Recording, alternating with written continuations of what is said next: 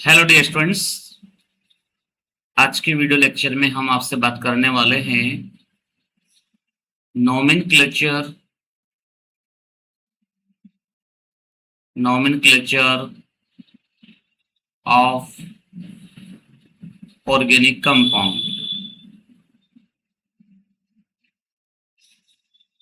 Organic chemistry का सबसे important part अगर कहें ना हम, तो हम इसको कह सकते हैं, क्योंकि अगर ऑर्गेनिक केमिस्ट्री में अगर आपको केमिकल रिएक्शन समझनी है तो आपको ऑर्गेनिक कंपाउंड का नेम पता होना चाहिए, कार्बनिक यौगिकों का नामकरण।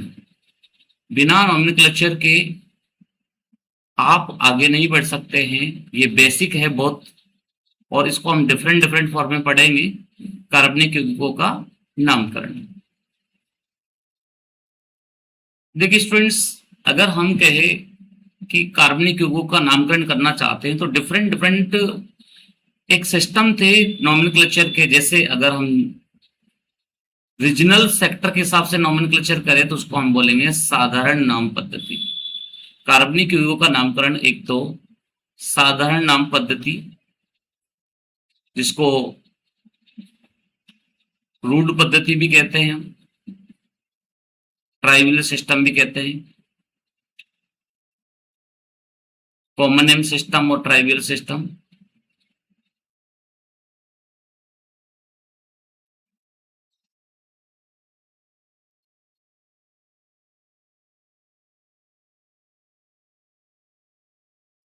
और सेकंड होती थी व्युत्पन्न पद्धति, जिसका आजकल बहुत कम प्रचलन है। एप्रॉक्स के बारे में ज्यादा स्टडी होती नहीं है। व्युत्पन्न पद्धति में नाम बहुत कम होते हैं, इसको डिराइव्ड सिस्टम बोलते हैं। और जो थर्ड है उसका नाम है, जो सबसे ज्यादा प्रचलित है, ट्रेंड में है, क्योंकि ये इंटरनेशनली एक्सेप्टेड है। इसको बोलते हैं हम आईयूपीएसी पद्धति, आईयूपीएसी सिस्टम।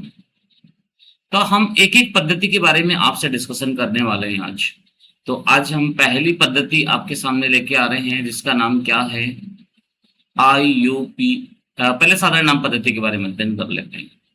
तो फर्स्ट जो हम लेके आ रहे हैं उसका क्या नाम है बच्चों, साधारण नाम पद्धति, कॉमन नेम सिस्टम के बारे में डिस्कशन करेंगे।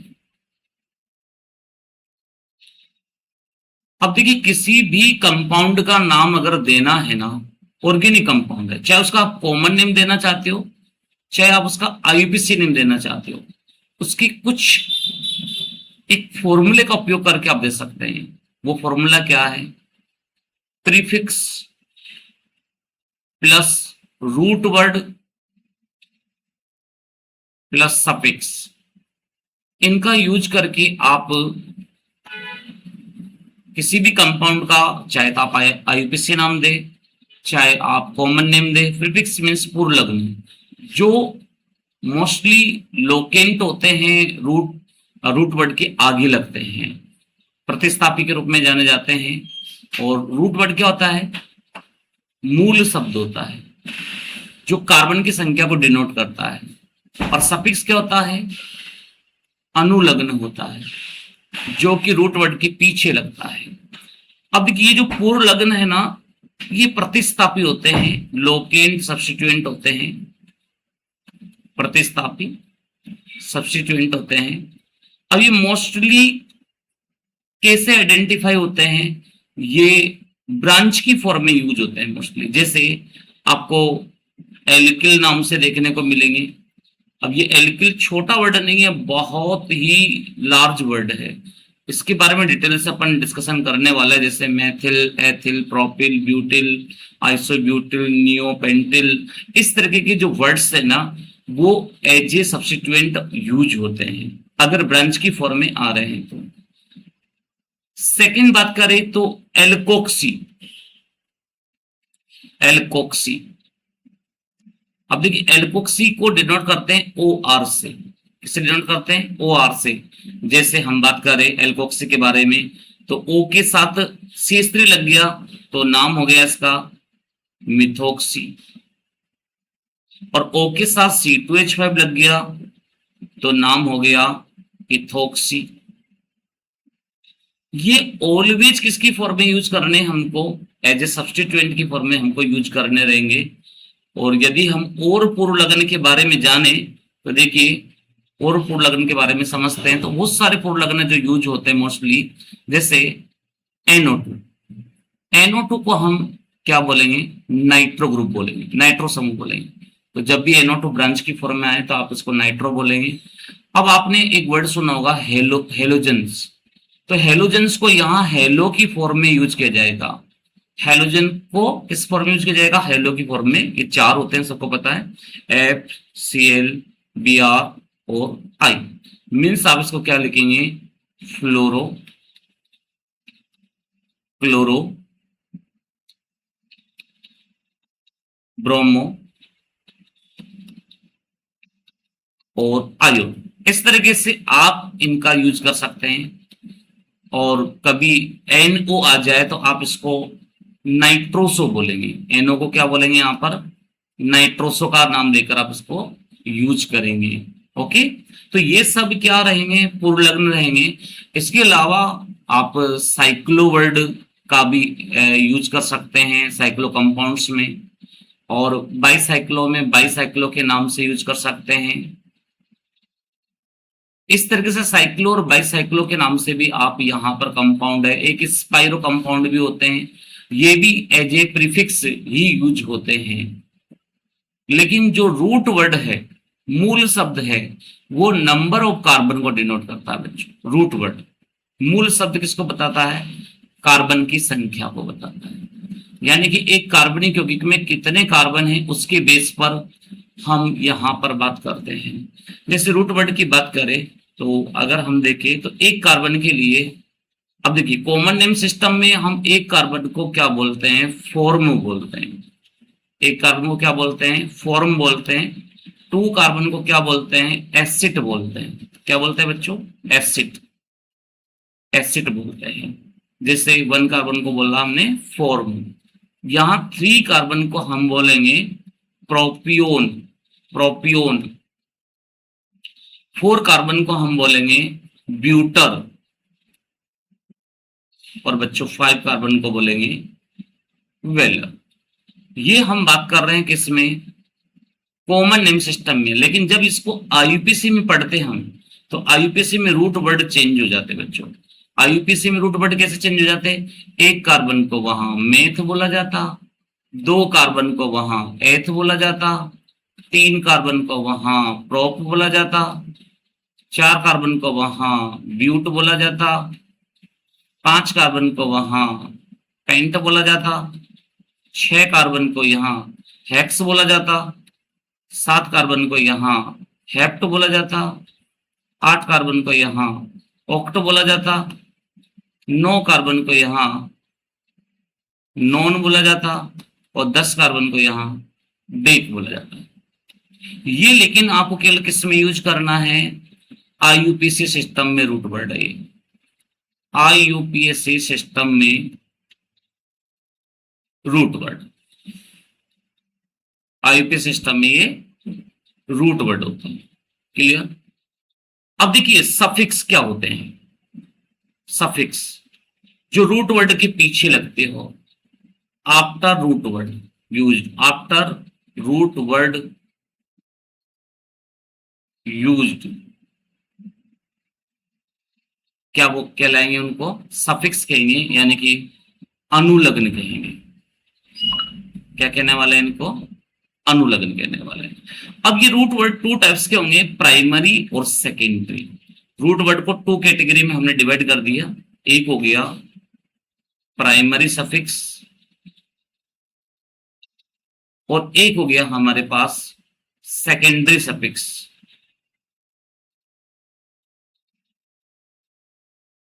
एक को बोल सकते हैं हम प्राथमिक अनुलग्न, और एक को बोल सकते हैं हम द्वितीयक अनुलग्न। तो प्राथमिक अनुलग्न और द्वितीयक अनुलग्न की अगर हम बात करें बच्चों, तो हम समझ सकते हैं कि प्राथमिक अनुलग्न जो होगा वो किसके बेस पर डिसाइड होगा, किसके बेस पर डिसाइड होगा। आप समझ सकते हैं कि प्राथमिक अनुलग्न है ना, जैसे single bond, double bond, triple bond के बेस पे डिसाइड हो जाएगा। और सेकेंडरी सफिक्स जो होगा फंक्शनल ग्रुप के बेस पे डिपेंड होगा। तो हम दोनों को समझ लेते हैं बेटा, प्राइमरी सफिक्स और सेकेंडरी सफिक्स दोनों को समझ लेते हैं। तो बात करते हैं पहले प्राइमरी सफिक्स की। तो प्राइमरी सफिक्स क्या होगा देखिए,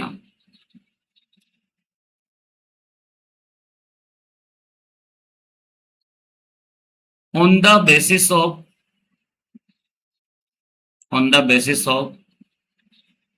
nature of bond. Nature of bond, nature of bond का मीन्स क्या होता है, जैसे कार्बन कार्बन के बिटवीन में सिंगल बॉन्ड आ सकता है, कार्बन कार्बन के बिटवीन में डबल बॉन्ड आ सकता है, कार्बन कार्बन के बिटवीन में ट्रिपल बॉन्ड आ सकता है। अगर सिंगल बॉन्ड आता है तो आप यहाँ सफिक्स अनुलग्न क्या लगाएंगे बच्चों, एन। क्या लगाएंगे, एन। और अगर डबल बॉन्ड आ जाए तो क्या लगाएंगे आप यहाँ, इन। और ट्रिपल बॉन्ड आ जाए तो आप यहाँ क्या लगाएंगे, आइन। एन इन आइन, यानी कि फर्स्ट लेटर डिफरेंट है, बाकी सेम है। लेकिन बच्चों अगर सेकेंडरी सफिक्स आ जाए, द्वितीयक अनुलग्न आ जाए, सेकेंडरी सफिक्स आ जाए, तो सेकेंडरी सफिक्स किसके बेस पर डिसाइड होता है, फंक्शनल ग्रुप के बेस पर, क्रियात्मक समूह के आधार पर, फंक्शनल ग्रुप के आधार पर सेकेंडरी सफिक्स डिसाइड होते हैं। अब आप लोगों ने कॉमन नेम में और आईपी सिस्टम में ये फंक्शनल ग्रुप बिल्कुल डिफरेंट पढ़े हुए हैं।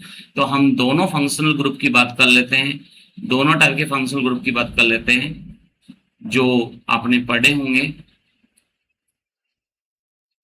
देखिए बात करते हैं, आपने COOH नाम सुना होगा सभी ने, फंक्शनल ग्रुप। अब जब हम इसको कॉमन नेम में पढ़ेंगे तो हम इसका सफिक्स क्या लेंगे, इक अम्ल लेंगे। क्या लेंगे, इक अम्ल लेंगे। लेकिन जब हम IUPAC में पढ़ेंगे इसको तो हम इसका सफिक्स क्या लेंगे, ओइक अम्ल लेंगे। क्या लेंगे बच्चों, ओइक अम्ल लेंगे। एग्जाम्पल से भी थोड़ा बात करते जाते तो क्लियरिटी आती जाएगी। जैसे यहां मैंने एग्जाम्पल लिया HCOOH, कितने कार्बन इसमें, एक कार्बन। और एक कार्बन को कॉमन नेम में क्या बोलते हैं, फॉर्म। और इसके पीछे इक अम्ल लगा दो तो नाम क्या हो गया इसका, फॉर्मिक अम्ल। लेकिन इसी का IUPAC में जब नाम लिखते हैं तो इसमें कार्बन कितना है, एक कार्बन है। एक कार्बन को मेथ बोलते हैं और कार्बन और हाइड्रोजन के बिटवीन में सिंगल बॉन्ड है, तो आप यहाँ क्या बोलेंगे, मेथेन। तो मेथेन के साथ ओइक अम्ल लगाओ तो नाम क्या होगा बच्चों इसका, मेथेनोइक अम्ल नाम हो जाएगा। बिल्कुल मैं आपको बेसिक से समझाने वाला हूँ। देखिए अगर हम दूसरा ले तो SO3H। SO3H का IUPAC में नाम मोस्टली यूज होता है एल्केन सल्फोनिक एसिड। इसका सफिक्स क्या होता है, सल्फोनिक अम्ल ही होता है। IUPAC में यूज होगा ये। और इसका IUPAC में कैसे नाम लिखा जाएगा, एल्केन सल्फोनिक अम्ल। एल्केन सल्फोनिक अम्ल ऐसे नाम लिखा जाएगा। अब एग्जांपल से समझते हैं तो और क्लियरिटी आ जाएगी समझ में। तो देखो मैंने लिखा जैसे ये, अब देखिए आप इसमें कितने कार्बन देख सकते हैं, दो कार्बन। तो क्या लिखेंगे यहाँ पर, एथेन। और SO3H को क्या बोलते हैं, सल्फोनिक अम्ल, sulphonic acid, ethane sulphonic acid आप यहां लिख सकते हैं। ठीक है। और देखिए फर्स्ट फंक्शनल ग्रुप था जिसके बारे में आपको याद रखना है, ये सेकंड फंक्शनल ग्रुप है। अब चलते हैं थर्ड फंक्शनल ग्रुप पे। देखिए तो थर्ड फंक्शनल ग्रुप आपके लिए यहां पर होता है बच्चों एनहाइड्राइड।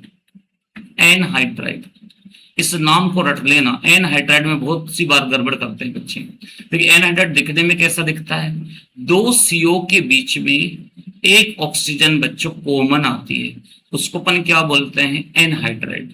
अब देखिए एनहाइड्राइड का कॉमन नेम में जो सफिक्स होगा वो क्या होगा, कॉमन नेम में होगा इक एनहाइड्राइड। क्या होगा, इक एनहाइड्राइड। इक एनहाइड्राइड इसका सफिक्स होगा। लेकिन IUPAC नेम में हम इसका जो सफिक्स लेंगे वो लेंगे ओइक एनहाइड्राइड। क्या लेंगे, ओइक एनहाइड्राइड।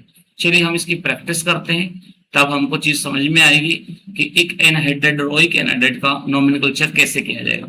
एग्जाम्पल से समझेंगे तो और अच्छी चीजें समझ में आएगी। देखिए जैसे मैंने लिखा इसकी फ्री वैलेंसी पे CH3, बाकी मैंने लिख दिया COO CH3। अब बच्चों देखो यहां पर ना एक चीज का आपको ध्यान रखना पड़ेगा, ये जो ऑक्सीजन आ रही है ना, इसके बोथ साइड अगर सिमिलर कार्बन हो, सेम नंबर में कार्बन हो, जैसे इधर भी 2 कार्बन है, इधर भी 2 कार्बन है, तो नाम 4 कार्बन का नहीं लिखेंगे, नाम केवल हम 2 ही कार्बन का लिखेंगे। अब 2 कार्बन को कॉमन नेम सिस्टम में क्या कहते हैं, एसिड कहते हैं, और उसके साथ एक एनहाइड्राइड ऐड करिए तो इसका नाम क्या बन जाएगा बच्चों, एसिटिक एनहाइड्राइड। क्या नाम होगा इसका, एसिटिक एनहाइड्राइड। लेकिन आईयूपीसी में 2 कार्बन को क्या बोलते हैं, एथ, इसलिए सिंगल बॉन्ड के साथ कार्बन कार्बन के बीच में आ रही है, इसलिए एथेन, और एथेन के साथ ओइक एनाइड ऐड करिए तो नाम क्या होगा इसका, एथेनोइक एनहाइड्राइड, ये इसका नाम हो जाएगा। अब लेकिन ये तो कब नाम दिया हमने, जब ऑक्सीजन के बोथ साइड सिमिलर कार्बन हो। अगर मान लो डिफरेंट कार्बन आ जाए तो फिर कैसे नोमेनक्लेचर करेंगे, तो देखिए डिफरेंट का, जैसे हमने लिया एक तरफ हमने ले लिया 2 कार्बन वाला, और एक तरफ हमने क्या कर दिया, एक ही कार्बन रहने दिया। अब देखिए 2 कार्बन इस साइड है और 1 कार्बन इस साइड है, तो अब नोमेनक्लेचर में क्या ध्यान रखना है, 2 कार्बन को एसिड बोलते हैं कॉमन नेम में, और 1 कार्बन को फॉर्म बोलते हैं। अब बच्चों बताओ एसिड पहले आएगा या फॉर्म पहले आएगा अल्फाबेट में, तो हम अल्फाबेटिकल ऑर्डर में इसको अरेंज करते हैं, तो हम इसका क्या नाम लिखेंगे, acetic, acetic formic, formic anhydride, ये तो इसका कॉमन नेम हो गया। लेकिन जब आईपीसी में 2 कार्बन की बात आती है तो उसको एथ बोलते हैं और 1 कार्बन को मेथ बोलते हैं, तो आईपीसी में क्या नाम हो जाएगा, एथेनोइक, मेथेनोइक एनहाइड्राइड, ये नाम हो जाएगा। क्लियर। अब बात करते हैं हम अगले क्रियात्मक समूह की, तो चौथे नंबर का क्रियात्मक समूह लेते हैं हम एस्टर, COOR, एस्टर ये होता है, इसको हम एस्टर कहते हैं। एस्टर में क्या रूल याद रखना पड़ेगा, ऑक्सीजन से जुड़े, ऑक्सीजन से जुड़े एल्किल समूह का नाम। बच्चों ये जो आर है ना, ये बहुत इंपॉर्टेंट है। आर को क्या बोलते हैं हम, एल्किल समूह। ऑक्सीजन से जुड़े एल्किल समूह का नाम पहले लिखते हैं, पहले लिखते हैं in nomenclature of ester, alkyl group nomenclature added with oxygen before right. सबसे पहले किसका नाम लिखते हैं हम, एल्किल ग्रुप का हम नाम लिखते हैं। और इसके क्या कॉमन नेम में क्या सफिक्स है, कॉमन नेम में इसका अनुलग्न 8 आता है, 8 लगाएंगे, ATE। और आईयूपीसी सिस्टम में हम इसको O8 बोलेंगे। क्या बोलेंगे, O8, O8 बोलेंगे। ये आईयूपीसी नोमेनक्लेचर में हम नोमेनक्लेचर करेंगे। तो देखिए हम इसके एग्जाम्पल लेते हैं। जैसे हमने क्या किया, ये देखो ये COOR था, अब इस R की जगह पर हमने CH3 ले लिया और यहाँ फ्री वैलेंसी पर H लिख दिया। तो अब इसका कॉमन नेम और आईपीसी में क्या नाम हो सकता है बच्चों, अगर हम कॉमन नेम की बात करें तो कॉमन नेम क्या होगा, सबसे पहले तो हम ऑक्सीजन से जुड़े हुए इस मेथिल समूह का नाम पहले लिखेंगे। तो सबसे पहले क्या लिखेंगे, मेथिल। अब इस मेथिल का नाम लिख दिया, अब कितने कार्बन रह गए, 1 कार्बन, ओनली ये वाला कार्बन रहा है। तो 1 कार्बन को साधारण नाम पद्धति में क्या बोलते हैं, मेथ, और इसका अनुलग्न, सॉरी मेथ नहीं बोलते, फॉर्म बोलते हैं, और इसका अनुलग्न क्या होता है, सफिक्स क्या होता है, 8। तो मेथिल क्या नाम हो जाएगा इसका, मेथिल फॉर्मेट। तो ये तो इसका कॉमन नेम हो गया। आईयूपीसी में क्या नाम लिखेंगे, देखिए आईयूपीसी में भी ये ध्यान रखना, ऑक्सीजन से जुड़े हुए ग्रुप को पहले लिखेंगे। मेथिल को अपन ने पहले लिख दिया। अब देखिए एक कार्बन को मेथ बोलते हैं और सिंगल बॉन्ड के साथ कार्बन अटैच है तो मेथेन, और अनुलग्न इसका OH होता है तो नाम क्या हो जाएगा इसका, मेथिल मेथेनोएट। क्लियर। और एग्जांपल की प्रैक्टिस करते हैं थोड़ा तो और क्लियरिटी आएगी। जैसे हमने लिखा CH3CO O CH2CH3, ये नाम लिया। अब देखिए ये जो एल्किल समूह है ना, इसका नाम होता है एथिल। क्या बोलते हैं इसको, एथिल बोलते हैं। तो सबसे पहले कॉमन नेम हो चाहे एफिशिएंट नेम हो, दोनों में हम क्या लिखेंगे, एथिल पहले लिख देंगे। अब कॉमन नेम में 2 कार्बन को क्या बोलते हैं, एसिड बोलते हैं। तो एसिड तो लिखेंगे सही, और साथ में अनुलग्न क्या आएगा, 8 आएगा। तो नाम क्या हो गया इसका, एथिल एसीटेट। ये तो हुआ कॉमन नेम। लेकिन आईपीसी में क्या लिखेंगे, एथिल को पहले लिख देंगे, ETH/L, एथिल लिख दिया। अब 2 कार्बन को क्या बोलते हैं, एथ बोलते हैं, और एथ वाले एल्केन का नाम एथेन हो जाएगा। और इसका सफिक्स क्या होता है, OH, तो इसका नाम क्या हो जाएगा, इथाइल इथेनोएट। क्या नाम हो जाएगा इसका, इथाइल इथेनोएट या एथिल एथेनोएट इसका नाम हो जाएगा। क्लियर है बच्चों। अब हम अगला एग्जांपल लेके आते हैं, अगला क्रियात्मक समूह लेके आते हैं 5वें नंबर का, जिसको बोलेंगे COX। COX फ्री वैलेंसी पर हम R लगा सकते हैं, RCOX बोल सकते हैं। तो इसको एसिल हैलाइड या अम्ल हैलाइड भी बोल सकते हैं। इसका क्या नाम है, एसिल हैलाइड या अम्ल हैलाइड भी इसका नेम होता है। एसिड हैलाइड और एसाइल हैलाइड, क्या बोल सकते हैं इसको, एसाइल हैलाइड और एसिड हैलाइड, ये इसके नेम हो गए। और बात करें कि इसके कॉमन नेम में क्या सफिक्स होते हैं, तो कॉमन नेम में हम इसका जो सफिक्स लिखते हैं इल हैलाइड। क्या लिखते हैं, इल हैलाइड, इल हैलाइड। लेकिन आईयूपीसी सिस्टम में हम इसका लिखते हैं OL हैलाइड। क्या नोमेनक्लेचर करते हैं इसका, OL हैलाइड के बेस पे करते हैं, OL हैलाइड। क्लियर। अब देखिए प्रैक्टिस करेंगे तब चीजें और क्लियर होगी। तो देखिए हम एग्जांपल लेते हैं, जैसे हमने यहां फ्री वैलेंसी पर CH3 ले लिया, COX की जगह पर हमने Cl ले लिया। अब देखो कॉमन नेम सिस्टम में 2 कार्बन को क्या बोलते हैं, एसिड बोलते हैं, और इल हैलाइड इसका सफिक्स होता है। तो इसका नाम क्या हो जाएगा, एसिटिल, एसिटिल, क्योंकि लगे ना एसिड प्लस इल, और Cl का नाम क्या होता है, क्लोराइड।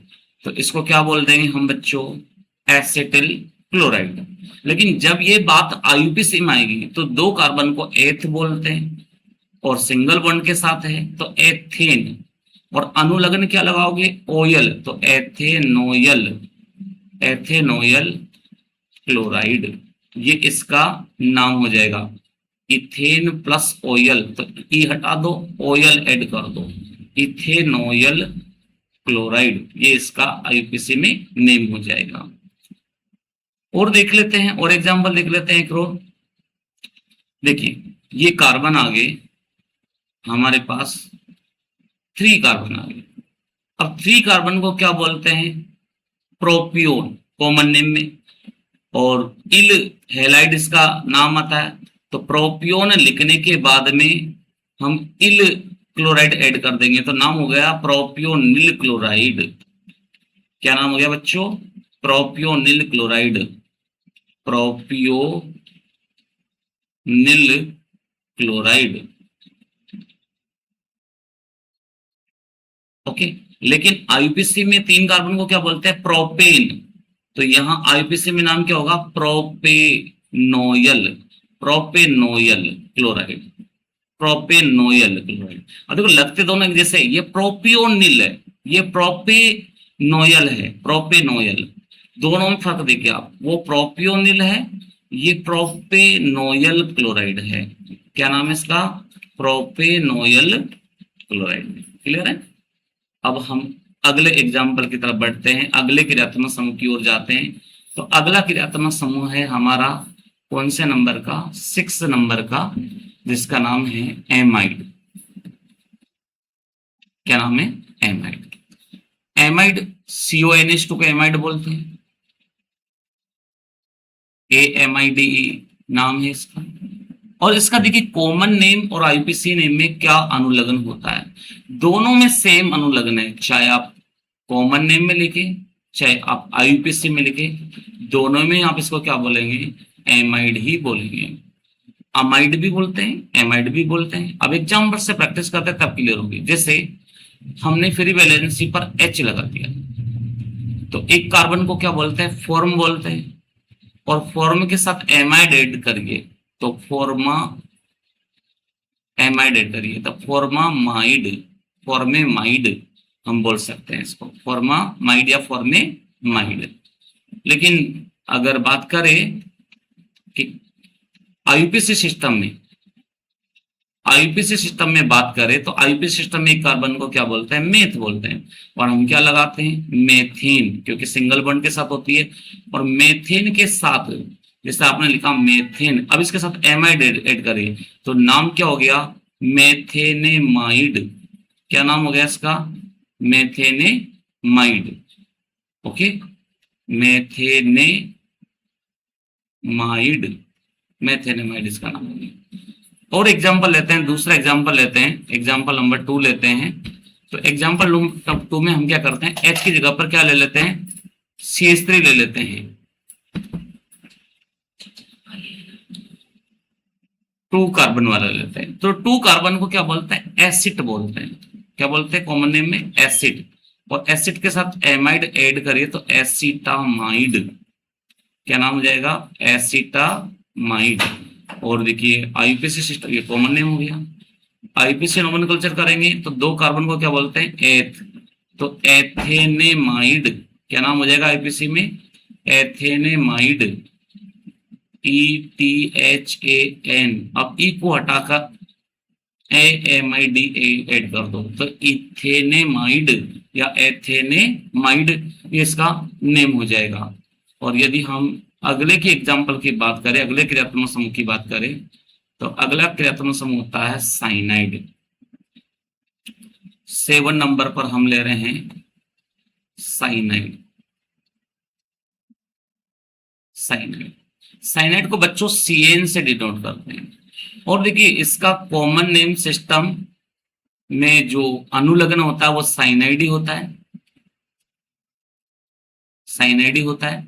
लेकिन IUPAC नेम में इसका अनुलग्न होता है नाइट्राइल, जो कि बहुत फेमस है ये। और बच्चे इसमें इतनी गलती करते हैं जो सोच भी नहीं सकते हो, क्योंकि उसमें क्या मिस्टेक होती है मैं भी आपको बताने वाला हूँ। एग्जाम्पल से लेने वाला है, जैसे मैंने फ्री वैलेंसी पर CH3 समूह को लगा दिया तो नाम क्या होगा इसका? कॉमन नेम में CH3 को हम बोलते हैं मैथिल, तो नाम हो गया इसका कॉमन नेम में मैथिल साइनाइड। मैथिल साइनाइड, ये इसका कॉमन नेम हो गया। लेकिन जब इसका IUPAC में नाम लिखेंगे तो बच्चे क्या करते हैं? इस CN की कार्बन को भूल जाते हैं काउंटिंग में, जबकि CH3 में भी कार्बन है, CN में भी एक कार्बन है। तो कितने कार्बन हो गए? 2 कार्बन हो गए। तो 2 कार्बन वाले एल्केन का नाम क्या होता है? एथेन होता है। 2 कार्बन वाले एल्केन का नाम क्या होता है? एथेन होता है। और अनुलग्न क्या लगाओगे आप? सफिक्स क्या लगाओगे आप? नाइट्राइल। तो इसका नाम क्या हो गया? Ethane nitrile. तो बच्चों बताइए इसका क्या नाम होना चाहिए आपकी नजर में? अब देखिए ये CH3 CH2 जो है इसको बोलते हैं एथिल। क्या बोलते हैं बच्चों? एथिल। तो ये एथिल साइनाइड इसका नाम हो गया कॉमन नेम सिस्टम में। और IUPAC सिस्टम में इसका क्या नाम होगा? अब देखो कार्बन 2 नहीं है, कार्बन 3 है, इस बात का भी आपको ख्याल रखना है। तो 3 कार्बनों को क्या बोलते हैं? एल्केन को प्रोपेन। और नाम क्या हो जाएगा CN के लिए? नाइट्राइल। तो इसका IUPAC में क्या नाम हो जाएगा? Propane nitrile. ऐसे बच्चों हम अगला क्रियात्मक समूह ले तो अगला क्रियात्मक समूह होता है आइसोसाइनाइड। क्या होता है? आइसोसाइनाइड। अब आइसोसाइनाइड कैसे दिखता है? NC के रूप में जाना जाता है। अब इसका कॉमन नेम और IUPAC नेम में क्या अनुलग्न होता है, क्या सफिक्स होता है बच्चों? तो कॉमन नेम में तो आइसोसाइनाइड ही होता है। कॉमन नेम में तो आइसोसाइनाइड ही होता है, लेकिन आईयूपीएसी नेम में कार्बाइल एमाइन होता है एक नाम, तो कार्बाइल एमाइन, और एक होता है ओ नाइट्राइल, ओ नाइट्राइल। तो देखिए जैसे मैं एग्जांपल से समझाता हूं आपको, ये CH3NC आ गया, तो कॉमन नेम क्या लिखोगे इसका, मेथिल आइसोसाइनाइड, ये इसका कॉमन नेम हो जाएगा। लेकिन जब आईयूपीएसी में लिखोगे तो क्या नाम लिखोगे आप, मिथाइल कार्बाइल एमाइन। क्या नाम लिखोगे, मिथाइल कार्बाइल एमाइन, यानी कि methyl carbyl amine, methyl carbyl amine, ये इसका नाम हो जाएगा। इसके सेलेक्टेड एग्जाम्पल होते हैं, इतने ज्यादा एग्जाम्पल्स होते नहीं है। अगले एग्जाम्पल की तरफ बढ़ते हैं बच्चों हम, और अगला 9 नंबर पर लेते हैं एल्डिहाइड। अगला क्रियात्मक समूह जो हम पढ़ेंगे उसका नाम क्या है, एल्डिहाइड। एल्डिहाइड कैसा दिखता है, ऐसा CHO। अब इसका कॉमन नेम में क्या सफिक्स है, तो कॉमन नेम में इसका सफिक्स एल्डिहाइड ही होता है बच्चों। क्या नाम होता है, एल्डिहाइड ही होता है। और आईयूपीएसी नेम सिस्टम में हम इसका सफिक्स जो लगाते हैं वो लगाते हैं एल, AL, अल एल, जो भी आप बोले। अब देखिए एग्जाम्पल से बात करते हैं, जैसे हमने एग्जाम्पल लिया HCOH, फ्री वैलेंसी पर H लगा दिया, फ्री वैलेंसी पर CH3 लगा दिया। तो देखिए पहले वाले कार्बन, अगर कॉमन नेम सिस्टम की बात करें तो एक कार्बन के लिए बोलेंगे फॉर्म। क्या बोलेंगे बच्चों, फॉर्म। और फॉर्म के साथ एल्डिहाइड ऐड करो तो नाम क्या हो जाएगा इसका, फॉर्मेल्डिहाइड। क्या नाम हो जाएगा इसका, फॉर्मेल्डिहाइड। और ऐसे कॉमन नेम सिस्टम में दो कार्बन को क्या बोलते हैं, एसिड बोलते हैं। तो एसिड के साथ एल्डिहाइड ऐड करो तो नाम क्या होगा बच्चों, एसीटेल्डिहाइड। क्या नाम हो जाएगा, एसीटेल्डिहाइड। लेकिन अगर आईयूपीएसी नेम में देखे तो एक कार्बन को मेथ बोलते हैं, और सिंगल कार्बन, सिंगल बॉन्ड के साथ कार्बन अटैच है तो मेथेन, और मेथेन के साथ एल ऐड करो। देखो मीथेन का ई हटा दो और AL ऐड कर दो तो नाम क्या हो गया इसका, मेथेनल। क्या नाम हो गया इसका, मेथेनल या मेथेनेल। और ऐसे ही दो कार्बन वाली एल्केन का नाम क्या होता है, इथेन होता है। तो इथेन का ई हटाकर एल ऐड करो तो नाम क्या हो गया इसका, एथेनल। क्या नाम हो गया इसका, एथेनल या एथेनेल। क्लियर। अगला 10 नंबर वाला चलते हैं। 10 नंबर वाला फंक्शनल ग्रुप कौन सा है बच्चों, कीटोन। कौन सा है, कीटोन। और कीटोन को कैसे डिनोट करते हैं, ऐसे C+O। ये बस ये थोड़ा सा ये ध्यान रखने वाली चीज आपको कि भाई C+O आता है तो कीटोन है, CO के साथ H आता है एल्डिहाइड है, CO के साथ X आता है तो एसिल हैलाइड है, CO के साथ NH2 आता है तो एमाइड है, CO के साथ OH आता है तो कार्बोक्सिलिक एसिड है, CO के साथ OCO आ जाए तो एनाहाइड्राइड है, तो CO के साथ OR आ जाए तो एस्टर है। इस तरीके से तो कुछ ध्यान रखना जरूरी होता है। अब देखिए कॉमन नेम में इसका अनुलग्न क्या होगा, कॉमन नेम में इसका अनुलग्न कीटोन ही होगा बच्चों। क्या होगा, कीटोन ही होगा। लेकिन आईयूपीएसी नेम में इसका अनुलग्न जो सफिक्स है इसका क्या होगा, वो ऑन होगा। क्या होगा बच्चों, ऑन होगा। अब देखिए एग्जाम्पल समझते हैं, एग्जाम्पल से समझते हैं। जैसे देखो ये CO, अब इसके बोथ साइड बैलेंसी फ्री है, संयोजकता मुक्त है, और दोनों तरफ मेथिल लगा दिए तो इसका कॉमन नेम क्या हो जाएगा बच्चों, dimethyl, dimethyl ketone, dimethyl ketone. लेकिन जब बात आईयूपीएसी की आएगी तो इसी का आईयूपीएसी में जो नेम होगा, इसका जो आईयूपीएसी में नेम होगा वो हम आईयूपीएसी में नेम क्या लिखेंगे, 3 कार्बन की एल्केन को बोलते हैं प्रोपेन, और प्रोपेन के साथ ओन ऐड करो, प्रोपेन के साथ ओन ऐड करो तो क्या बनेगा, ये प्रोपेनोन। क्या बन जाएगा बच्चों, प्रोपेनोन। तो कीटोन का नोमेनक्लेचर हम इस तरीके से करेंगे। अगले एग्जाम्पल की ओर बढ़ते हैं, अगले क्रियात्मक समूह की ओर बढ़ते हैं। तो 11वें नंबर पे क्रियात्मक समूह है एल्कोहल। क्या नाम है, एल्कोहल। एल्कोहल का रिप्रेजेंटेशन किस तरह से होता है, OH के रूप में होता है। अब देखिए इसका कॉमन नेम में जो सफिक्स होता है वो एल्कोहल ही होता है बच्चों, लेकिन आईयूपीएसी नेम में अनुलग्न जो होता है इसका ओल होता है। क्या होता है, ओल। अब इसका नोमेनक्लेचर कैसे करते हैं, एग्जाम्पल समझते हैं। जैसे हमने फ्री वैलेंसी पर मेथिल ले लिया, फ्री वैलेंसी पर हमने एथिल ले लिया, फ्री वैलेंसी पर हमने प्रोपिल ले लिया, प्रोपिल ले लिया। तो अब इसके साथ अगर हमने OH ऐड कर दिया है यहाँ पर सभी जगह, तो कॉमन नेम में तो हम क्या लिखेंगे, मेथिल एल्कोहल, क्या लिखेंगे, मेथिल एल्कोहल। लेकिन IUPAC में कैसे लिखते हैं, एल्केन प्लस ओल मीन्स मीथेन प्लस ओल। तो मीथेन प्लस ओल को जोड़िए आप, ये मीथेन का ई हटाकर OL ऐड कर दीजिए, तो नाम हो गया इसका मेथेनॉल। क्या बोलेंगे इसको, मेथेनॉल। ऐसे दो कार्बन वाले एल्किल का नाम क्या होता है बच्चों, एथिल होता है। तो नाम क्या हो जाएगा इसका, एथिल एल्कोहल। क्या नाम होगा इसका, एथिल एल्कोहल। लेकिन IUPAC में दो कार्बन को क्या बोलते हैं, कार्बन वाले एल्केन का नाम क्या है, एथेन, और अनुलग्न ऐड करो ओल, तो नाम क्या हो गया इसका बच्चों, एथेनॉल। ऐसे तीन कार्बन वाले एल्केन का नाम क्या होता है, प्रोपिल। और OH के लिए क्या बोलेंगे, एल्कोहल, तो नाम क्या हो गया इसका, प्रोपिल एल्कोहल। लेकिन IUPAC में नाम क्या होगा इसका बच्चों, प्रोपेनॉल। क्या नाम हो जाएगा इसका, प्रोपेनॉल। क्लियर। चलिए इसी के साथ एक एग्जाम्पल और है इसी से जुड़ा हुआ, उसको बोलते हैं थायो एल्कोहल। यानी अगला क्रियात्मक समूह कौन सा है, थायो एल्कोहल। और थायो एल्कोहल में और एल्कोहल में ये फर्क है कि वहां O आता है, यहाँ O की जगह पे S आ जाएगा, H सेम रहेगा।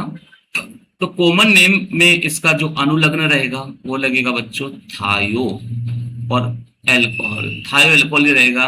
लेकिन IUPAC नेम में जो अनुलग्न लगेगा वो रहेगा थायोल, क्योंकि जब ऑक्सीजन की जगह पे सल्फर आती है तो थाया वर्ड यूज होता है, इसलिए इसका क्या सफिक्स हो जाएगा, थायोल। एग्जाम्पल से डिस्कशन करें तो देखिए, जैसे मैंने लिखा CH3SH, तो इसका नाम क्या हो जाएगा, मेथिल थायो एल्कोहल। ये कॉमन नेम हो जाएगा, मेथिल थायो एल्कोहल। लेकिन जब IUPAC में लिखेंगे तो कैसे लिखेंगे, मीथेन थायोल। क्या लिखेंगे, मीथेन थायोल, सफिक्स क्या आ जाएगा, थायोल आ जाएगा।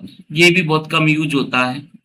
जैसे दो कार्बन वाले की बात करें हम, तो दो कार्बन वाले का कॉमन नेम क्या हो जाएगा, इथाइल थायो एल्कोहल, इथाइल थायो एल्कोहल। लेकिन IUPAC में क्या हो जाएगा इसका नाम, इथेन थायोल। क्या नाम हो जाएगा, इथेन थायोल, ये इसका नाम हो जाएगा। अगले क्रियात्मक समूह की ओर बढ़े तो अगला क्रियात्मक समूह है सर 13, इसका नाम है एमीन। एमीन, एमीन को NH2 से डिनोट करते हैं। कॉमन नेम में इसका सफिक्स जो होगा वो एमीन ही होगा, और IUPAC नेम में भी एमीन ही होगा। लेकिन दोनों के नेम देने के तरीके अलग होते हैं। यहां नेम दिया जाएगा alkyl plus amine, common name में कैसे नाम देंगे, एल्किल प्लस एमीन। और IUPAC में जो नाम देंगे वो देंगे alkane plus amine, alkane plus amine. इस तरह से नोमेनक्लेचर किया जाएगा। अब देखिए एग्जाम्पल से समझेंगे तो देखो, एमीन जो होती है ना वो तीन तरह की होती है। एक्चुअल में एमीन अमोनिया से बनती है, ये अमोनिया का सूत्र होता है। अगर इसका एक H हटाकर एक एल्किल समूह जोड़ दे तो RNH2 बनता है, जिसको बोलते हैं अपन 1 डिग्री एमीन, 1 डिग्री एमाइन। और यदि हम एक H और हटा दे एक R के थ्रू तो ये बन जाती है 2 डिग्री एमाइन। ये देखो, और 2 डिग्री एमाइन की पहचान होती है NH से, और 1 डिग्री एमाइन की पहचान होती है NH2 से। तो ये 2 डिग्री एमाइन बन जाएगी। और यदि अगर हम इस 2 डिग्री एमाइन का एक हाइड्रोजन और हटा दे तो जो बनेगी उसका नाम रहेगा 3 डिग्री एमाइन। मीन्स अब आपके पास यहाँ 3 डिग्री की एमाइन आ चुकी है। तो अब इनके नोमेनक्लेचर भी अलग अलग तरीके से होते हैं बच्चों। किस तरीके से नोमेनक्लेचर करते हैं थोड़ा समझते हैं। तीनों डिग्री के एमाइन की बात करते हैं, कॉमन नेम और IUPAC नेम में। तो देखिए अगर हम एग्जांपल लें, जैसे हम तीनों कैटेगरी के एग्जांपल ले लेते हैं। जैसे हमने पहले ले लिया एग्जांपल CH3CH2NH2। एक एग्जांपल लिया हमने CH3NH C2H5, एक एग्जांपल लिया हमने CH3NCH3C2H5। ये तीन कैटेगरी के एग्जांपल लिए और तीनों के कॉमन नेम और आईयूपीएसी नेम बताते हैं। पहले कॉमन नेम बताएंगे, फिर आईयूपीएसी नेम आपको बताएंगे। तो अगर कॉमन नेम की बात करें तो मैंने बोला कॉमन नेम कैसे देना है, ethyl amine, alkane, alkyl plus amine. तो ये 2 कार्बन वाली एल्किल का नाम क्या होता है बच्चों, एथिल, और NH2 को क्या लिखोगे आप, एमीन। अब देखो यहां देखिए तो एक तरफ एथिल जुड़ रही है, एक तरफ मेथिल जुड़ रही है, तो नाम क्या होगा इसका, एथिल, क्योंकि अल्फाबेट का ध्यान रखना पड़ता है इसमें। अभी आपको रूल भी बताए जाएंगे कि कैसे कैसे नाम नोमेनक्लेचर किए जाते हैं, एथिल मेथिल एमीन। अभी केवल हम एक सूत्र को समझ रहे हैं कि कार्बनिक यौगिक का नामकरण करते हैं तो 3 वर्ड्स जो आते हैं, पूर्व लग्न, मूल शब्द और अनुलग्न, इनके बेस पर नोमेनक्लेचर कैसे किए जाते हैं, फिर हम प्रत्येक को डिटेल में भी समझेंगे। अब देखिए यहाँ एथिल भी और 2 मेथिल भी है, तो सबसे पहले अल्फाबेट में कौन आएगा बच्चों, एथिल आएगा। तो नाम क्या हो जाएगा इसका, एथिल डाइमेथिल, डाइमेथिल और डाइमेथिल एमीन। लेकिन जब इसको हम आईयूपीएसी में लिखेंगे तो मैंने आपको पता है ना आईयूपीएसी में कैसे लिखते हैं, एल्केन एमीन। तो 2 कार्बन वाले एल्केन का नाम क्या है, एथेन, एथेन एमीन। लेकिन बच्चों यहाँ अलग कंसेप्ट आ गया ना, देखिए क्योंकि आपके पास अब एल्केन 2 हो गई ना, एक मेथिल वाली और एक एथिल वाली एल्केन है। तो आप क्या करेंगे, अब यहाँ एक नियम ध्यान रखेंगे सभी बच्चे कि जो छोटा समूह होगा ना, जैसे इसमें ये छोटा समूह है, मतलब एक कार्बन वाला छोटा समूह होता है, तो उसको तो आप कैपिटल एन के साथ लिख दो। अब छोटे समूह का नाम क्या है, यहाँ पर मेथिल है, तो लिखोगे आप एन मेथिल। क्या लिखोगे बच्चों, एन मेथिल। छोटे समूह को एल्किल लिखना है और बड़े समूह को एल्केन प्लस एमीन में जोड़ना है। तो 2 कार्बन वाली एथिल, एथेन, एल्केन का नाम क्या है, एथेन, और साथ में क्या जोड़ देना है, एमीन। तो क्या नाम हो जाएगा इसका, एथेनेमीन। क्या नाम होगा इसका, एथेनेमीन। अब देखो यहां पर देखो 2 मैथिल समूह छोटे हैं तो दोनों को लिखना है, तो 2 बार लिखोगे तो कैसे लिखोगे, एन कोमा एन, और 2 बार है इसलिए क्या पूर्व लग्न यूज करोगे, डाई मेथिल। 2 बार के लिए क्या यूज करते हैं, डाई मेथिल, ठीक। और देखिए अब 2 कार्बन वाली एल्केन का नाम क्या होगा, एथेन होगा, तो एथेन के लिए क्या आप यूज करोगे, एथेनेमीन। क्या यूज करोगे बच्चों, एथेनेमीन। क्लियर। अगले क्रियात्मक समूह की ओर बढ़े हम। देखिए अगला क्रियात्मक समूह है अपना क्या, ईथर।